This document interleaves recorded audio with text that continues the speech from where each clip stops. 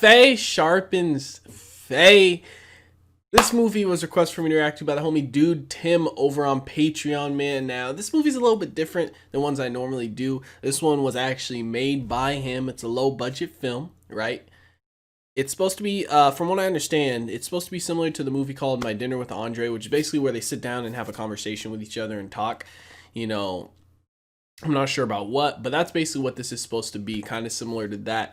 Now, this was all made by him, Dude Tim, over on Patreon. I'm going to have his information linked down below to his YouTube channel as well as to this video. And I believe he's going to have a pinned comment in the comment section down below because he's supposed to be releasing a number 2 to this movie. So there's going to be a pinned comment to the trailer for that in the comment section down below. I'd really appreciate it if you guys went over there and showed him support because anybody following their dreams, man, I love to show some support to, and I love to, you know, I love to see it, dude, because it's great seeing people do what they love and chase their dreams, man. So shout out to him, man. I have no idea what to expect going into this. I haven't seen My Dinner with Andre. I haven't seen this. I did watch the trailer for it, so that's basically all information I have on it. I don't have any other expectations going into it. I don't have any idea what it's going to be. But regardless, guys, I'm going to stop wasting time. We're going to go ahead. We're going to hop into this movie. Before we do, I said, if you guys are new to the channel, you do hit that subscribe button. Comment down below what you guys want to see next, man. Drop a like on the video for your boy. Full reaction will be up on Patreon as well as early access to a bunch of other stuff I'm doing. Link in the description down below. But we're going to go ahead. We're going to hop into this movie. You're going to die in 5 minutes, Kai. Well then, Dyson, I'll just be dead. Still have a chance.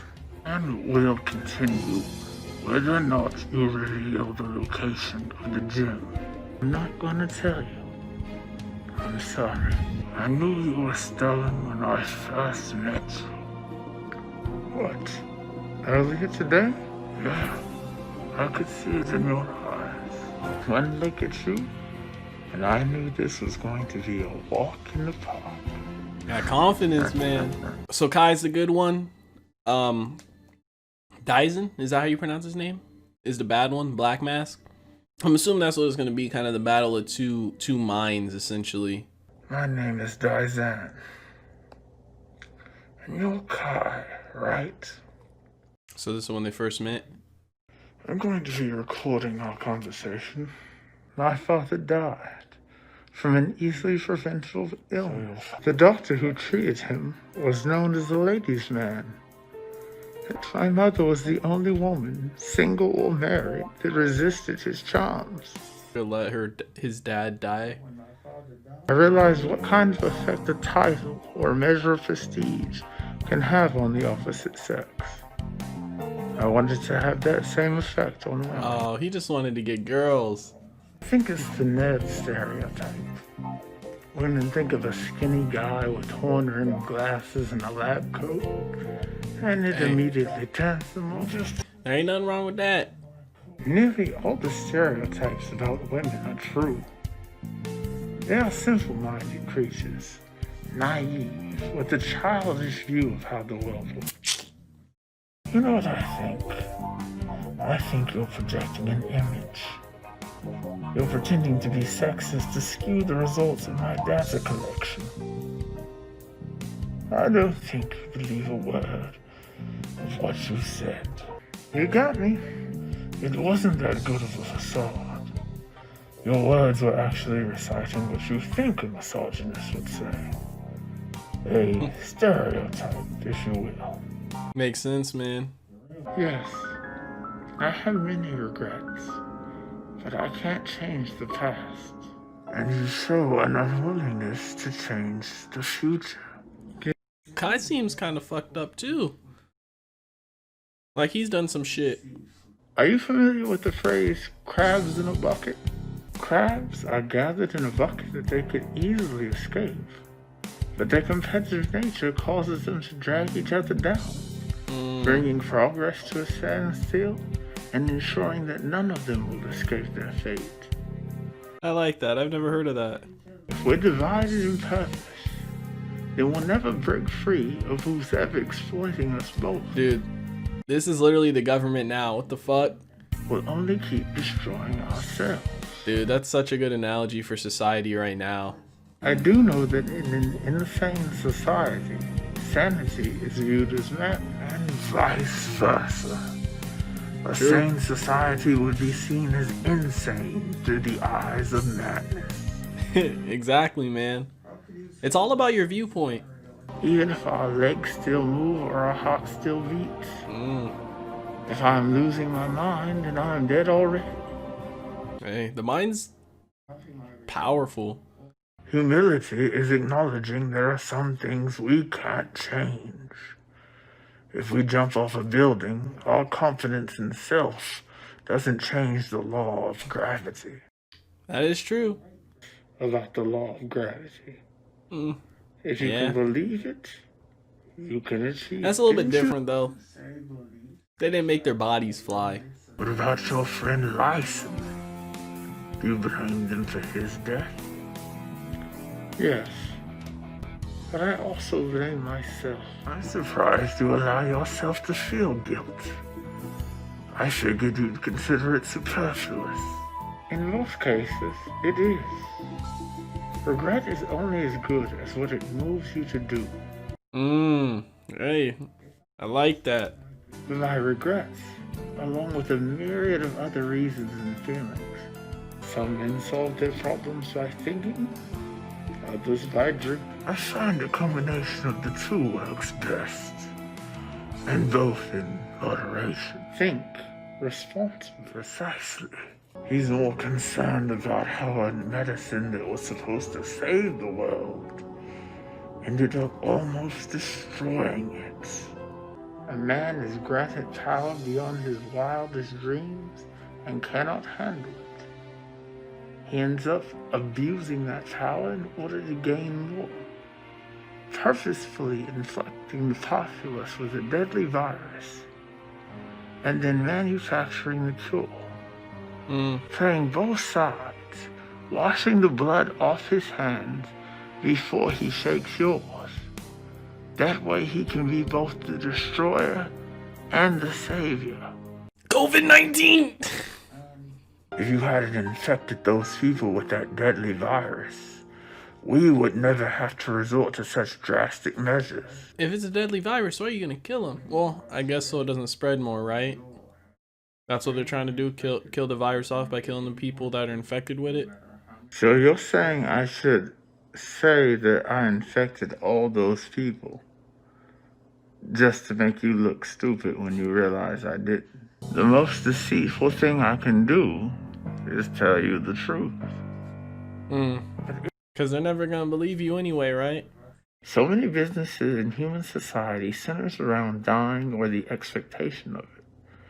I doubt those who get rich off that will be willing to give up their profits for the sake of the impoverished. They would just have to adapt. Yeah, what would happen to fucking graveyards, dude?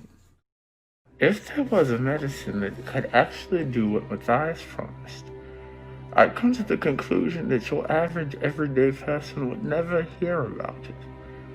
I think that those in power or with money would keep it to themselves and watch the rest of the world die around them. It's our government, man. There's something personal I want to share with you in this final part of our conversation. Something I think you should know before you go. I am rather pressed for time, so make it quick. I know you didn't sabotage the project. Why are you sitting here then? I know you weren't responsible for the virus. Oh. I'm the one responsible. I'm the one who sabotaged the project.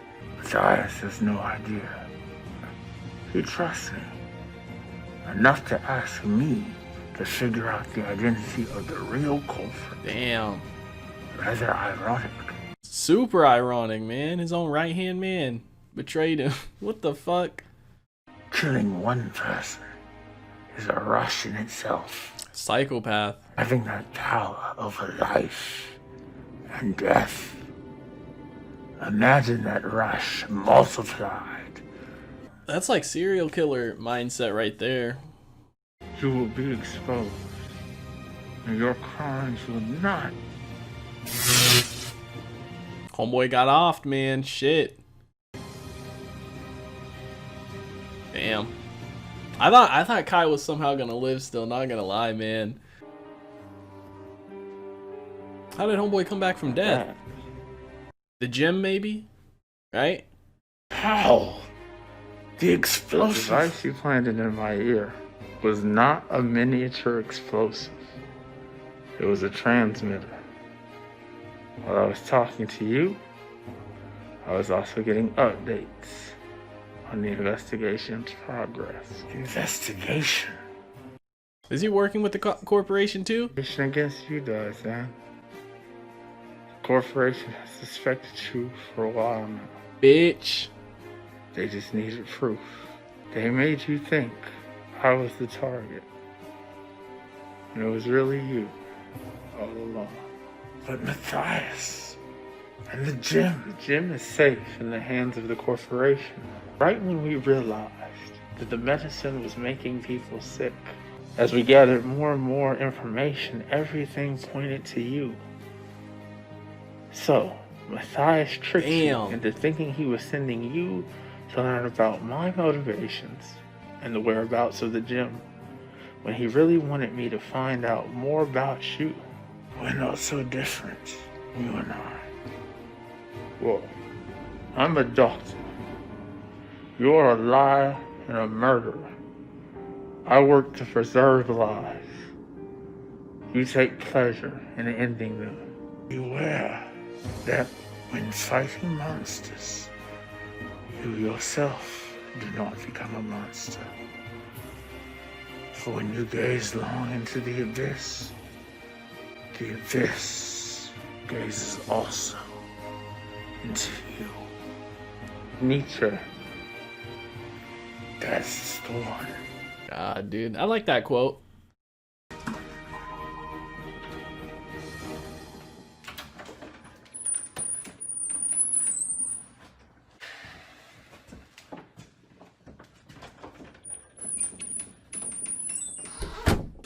You know, I'm not gonna lie, you guys. It was actually pretty good. I enjoyed it. This is the first film I've watched that was like this. It was literally a sit down conversation, and it's hard to react to too, right? Because when I do reactions, I try and talk during scenes where there's no dialogue or where it's action and stuff. Where I'm not gonna miss anything. But it was hard to do with this because the whole film is dialogue. So it was a little bit different. It was a little bit harder to do, but regardless, man, it was pretty good. For this being a no budget film, basically done by one person, made by one person, acted by one person, directed by one person, all of that, it was pretty good. Like, the script, I think, in it itself is what made it as good as it was, man, because I enjoyed it, man. There was a lot of quotes in there I liked. There was a lot of, parallels with our society and stuff. I didn't expect, the plot twist with Kai ended up working with the corporation and whatnot. And Daizan being the bad one, I didn't expect that, and then also getting it flipped on him and the transmitter being a recorder and all that shit, man. It was good. It was a good twist. And it was good. It was a good little storyline, man. I wrote down a bunch of the characters' names and whatnot, but I wrote down some quotes in here that I liked from the movie that I couldn't really discuss during the movie, but one of them toward the start was, if enough people believe something, it really doesn't matter what the facts are, right? I like that because when it comes down to it, it's like, no matter how much facts, how much proof you have, if people believe this lie that's been told to them for years and years and decades even, no matter how much facts you bring to them, they're not going to believe it. And there's so many people that believe the lie just because of how long it's been around. It doesn't matter what facts you bring to it, right? You know what I mean? Like, I just like that, man. Like, enough people can believe a lie to where you can show them straight facts, straight proof, and it just wouldn't even matter, man. And that happens a lot too in society. But the other one I really liked was the crabs in a bucket analogy. That is literally our society in a nutshell, man. Crabs in a bucket could easily escape the bucket if they work together, but they're so busy trying to, get to the top themselves or escape themselves and push other people down that they all just end up being trapped there and dying. It's just like how the government splits up our society, man. Like, with everything that's going on, they position people against each other, the rich against the poor, the black against the white, you know, the races against each other, you know, police against this person and whatnot. You know what I mean? They position us all against each other so that we're not paying attention to them or how corrupt they are or what's going on with them. You know what I mean? It's literally like the perfect analogy for our society, and I've never heard that before, so I really like that crabs in a bucket thing. Probably gonna be using that in the future, but it was good, man. This movie was basically like chess with your mind. It reminded me a lot of an episode of Prison Break, if you guys have seen that. I think it was in the last season they made, the one where Michael came back from, I think he was in like he was in some some country in the Middle East in prison, right? And he came back from there. It was the last season they did, but it was literally him basically going up against the guy that got him put in jail, you know, doing mind tricks, basically chess moves, not even with themselves, but with like people, like with his brother and the people they were working with to try and figure out who's where, and basically trying to prove his innocence. And it was kind of reminded me of that, man. I know it's kind of hard to explain, but if you guys have seen Prison Break, you know what I'm talking about, man.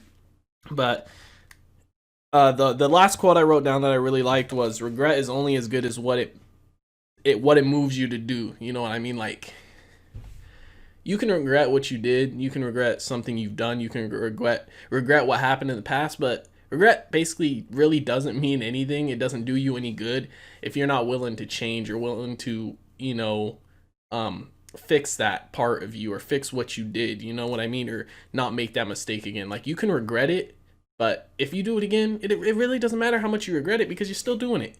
You know what I mean? So I liked it. It had some good quotes in there, man.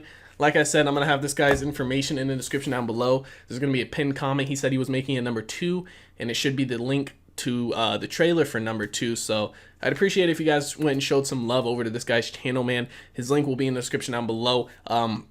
Monty Cristo is the name of his channel if you guys want to look it up. Faye Sharpens Faye. Shout out to you, dude. It was a great film. If you love doing this, keep doing it, man.